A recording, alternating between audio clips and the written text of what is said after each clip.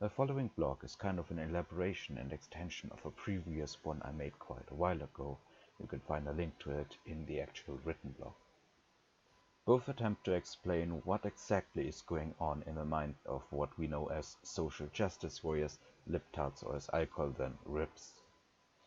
Base information. This first part will mostly be philosophical and theoretical, to the point where some might just tune out and say, what a load of you know what. It focuses on explaining the 5 layers of a mind as best I can. While I haven't really researched a lot into that direction, this is what I observe about myself. But as I will elaborate, though I try, it is almost impossible for it to be the full, entire, whole, absolute truth.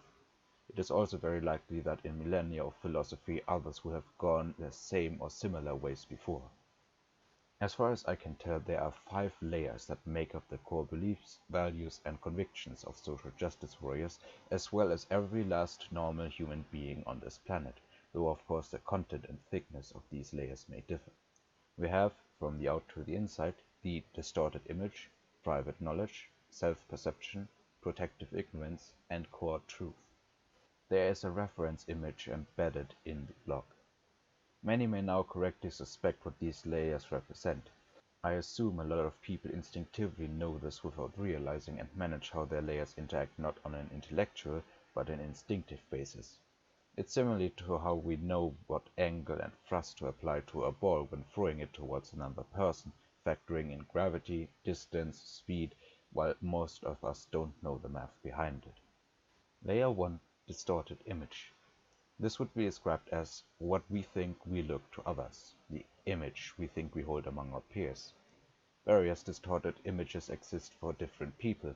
We want to look different to our family, to our friends, to people whose only interaction is seeing us on the street for a moment. It includes things like our look, whether we use makeup, what hairstyle we have, our clothes, as well as character, how we greet, what impressions we try to achieve, and so on. And especially status symbols like a big car or an expensive house. It's the most superficial layer, but sadly in a society like this we focus on it too much, or at least I think so. Many try to uphold an image of wealth and buy cars too big for their actual budget, going into debt for no apparent reason. I think most when asked on the street would agree to the statement, looks matter too much today.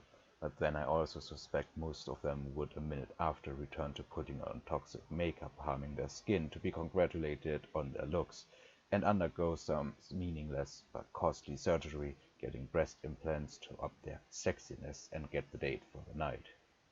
Actions are included in this. We use different jokes, different greetings, different ways to introduce ourselves to different people from different groups of people in different environments and different situations. The way we talk, down to entire accent and vocabulary, changes often without us truly realizing. In each scenario with each person involved, our brain automatically adjusts the way we present ourselves to maximize whatever we want. Have a talk, have a laugh, have a race, and all without us even actively trying. To sum it up, the distorted image is what we think we'd look to others if we were the other person and only given the information we relate to them on purpose. There are as many as we know people and groups of people, each being different if only slightly and also influenced by the situation, environment, our current mood, etc. But none of it is exact because of 2 reasons. First, others know and notice things about us we don't think they do, and secondly, we know exactly what we are on purpose either making up or keeping hidden to create the different images.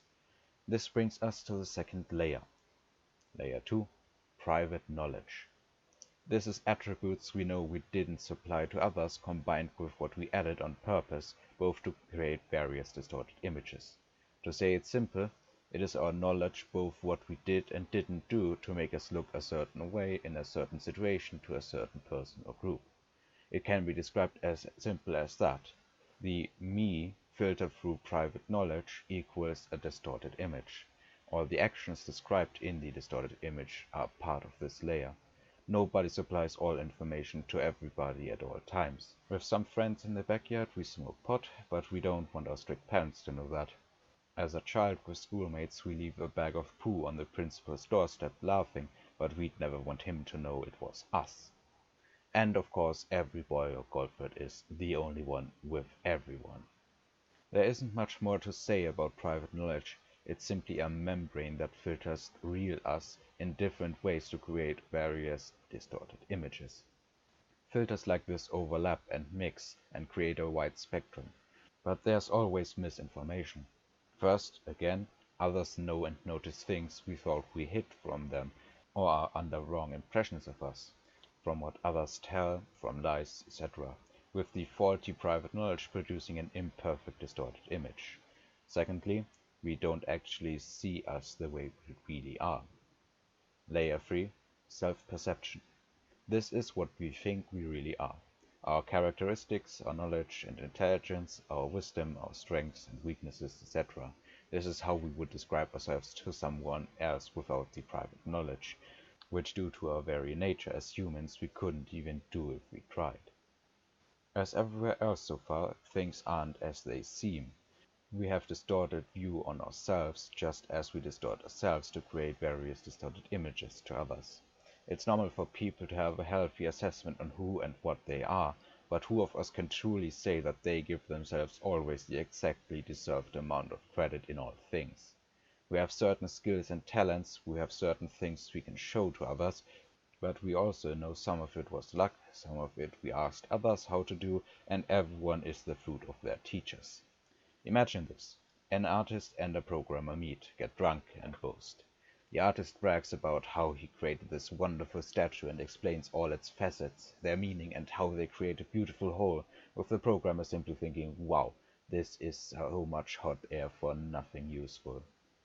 Then the programmer brags about some new sorting algorithm that works faster and has certain important properties that make it a huge accomplishment, with the artist thinking that's an awful lot of talk for someone whose work is mostly done by a computer anyway. Both think highly of themselves and imagine the other person's work as simple and easy because neither of them understand the other one's achievements and the problems overcome in creating whatever it was. The most obvious area that this shows up in is social media, but in the exact other way. People see 1 in a million achievements from others, try to compare to themselves, and find that all these amazing people do many amazing things, while they are just pale in comparison. This is one of the reasons why social media makes many people unhappy, which in return leads to them amplifying their own achievements beyond what they are actually worth in order to compete.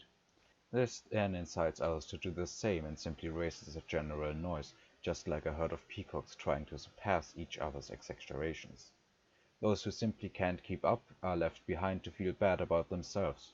I think of this as a big part of the problem that social media poses and part of the reason why I instinctively avoided it until about 30 months ago when I started this channel, and even there admittedly only to spread and discuss ideas and opinions. I think that especially children shouldn't be connected to the entire world from a young age, nor should anyone who knows they are weak of mind yet competitive.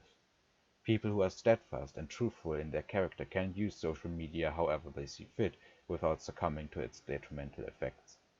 To sum it up, none of us have a 100% accurate view on ourselves. We don't know all about ourselves, we don't know all about others, and thus cannot accurately compare us to them. What we have is a special distorted image from us to us, and that special distorted image is also created by a special private knowledge. Layers 4 and 5, protective ignorance and core truth. I'll keep this brief as I assume most will by now know exactly what comes next. The same way that distorted image equals self-perception filtered through private knowledge, there is also self-perception equals core truth filtered through protective ignorance. What I want to say is that we cannot even be honest to ourselves, literally.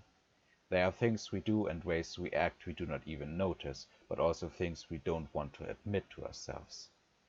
Protective ignorance is a mental barrier we have that prevents us from fully realizing the truth, in some ways because we can't ever be fully objective. We always have our own knowledge and the distorted images others supply to us that change our scales and relations, distorting our own self-perception. It's a stupid example, but if everyone increased the height they could jump, not in reality but on video and picture, to 10 times the real value, Every person would see their own tiny jumping power and think, wow, I am really bad at this, even though it's not true. This is the effect of other people's distorted images and private knowledges on our own self-perception. To this adds the fact that most human activity is subconscious. This is where the core truth comes into play. There are always things we don't know about ourselves. Certain knowledge is kept hidden by our subconscious from us. In a way, we shield ourselves from realizations that would be uncomfortable to us. Everyone has things they know they do, but that are wrong. People lie to themselves that they are beautiful through plastic surgery or fat removal and fix their appearance, not only to deceive others, but no longer having to stand up to their own appearance in the mirror, even though they should start to fix whatever made them this way in the first place. In case of obesity, eat less sugar and fat and start exercising. Deep down they know, but they fix the symptoms and ignore the sickness. It's important to know 4 things about this. It can go as far as literal self-hypnosis, where we manage to fool ourselves into believing a lie that we made up. One of the most common types is megalomania, where people see themselves as a great and powerful person, but in fact they know deep down that they are merely upholding the distorted images through private knowledge to protect their fragile self-perception, to the point where they have created a powerful protective ignorance that protects the self-perception from acknowledging even fragments of the core truth. Because if they ever were to fully realize their truth, the layers would collapse and implode, like a planet that had its molten core exposed, leaving only the uncomfortable truth for all to see. The 4 realizations are that the rabbit hole can go this far and get this dark, that private knowledges are usually more extreme, sometimes inverted versions of the protective ignorance, that change on either the inner layer, core truth, or the outer layer, distorted image, will cause shock waves all through to the other end, equal to how strong it was, and that a breakdown of the protective ignorance would cause almost inevitable breakdown of that individual's mind, assuming the discrepancies are big enough. People who live in a high degree of truth with themselves and others won't nearly be hit as hard from this as people who don't. Similar to a cell, outside effects, for example heat or cold, can lead to the cell behaving entirely differently and in some cases shut down activity to survive, while changes in the activity produce waste, CO2, H2O, that has an effect on surrounding cells.